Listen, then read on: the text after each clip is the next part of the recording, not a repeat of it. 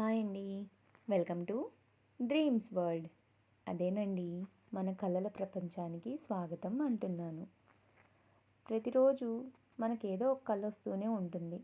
కానీ అన్ని కళలు మనం గుర్తుపెట్టుకోం కదా. కానీ అప్పుడప్పుడు సడన్గా ఏదో ఒక కళ వస్తుంది. అది మంచిదవ్వచ్చు, చెడుదయ్యి ఉండొచ్చు, లేదంటే మనం భయపడేటట్టు కూడా ఉండొచ్చు. ఇలా ఎందుకు వస్తాయి మనకు కళలు?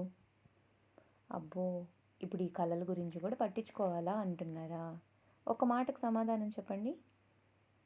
మనం పర్టికులర్గా ఈరోజు నాకు ఈ కళ రావాలి అని పడుకున్నాం అనుకోండి, అదే కళ వస్తుందా? రాదు కదా.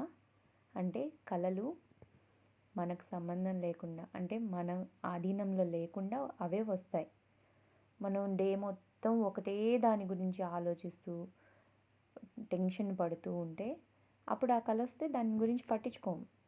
ఎందుకంటే అది లెక్కలోకి రాదు. నువ్వు డే మొత్తం ఆలోచిస్తూ, లేదంటే ఆఫీస్లో బాగా టెన్షన్ పడుతున్నాము, బాస్ వల్లనో లేకపోతే కొలీగ్స్ వల్లనో, లేదా ఇంకేదన్నా ఇష్యూ వల్లనో టెన్షన్ పడుతున్నాం అనుకోండి, దాని గురించి కలగన్నా అది పట్టించుకోవాల్సిన అవసరం లేదు.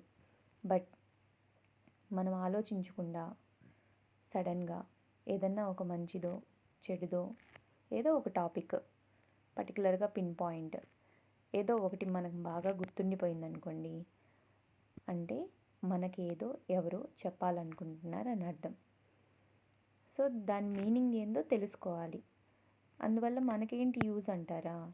నెక్స్ట్ మనం ఎలా ఉండాలనేది చెప్తుందనమాట ఆ డ్రీమ్. ఏదన్నా చెడు కల అనుకోండి, లైఫ్లో చెడు జరగబోతుంది, ఇప్పటి నుంచే జాగ్రత్త పడండి అని.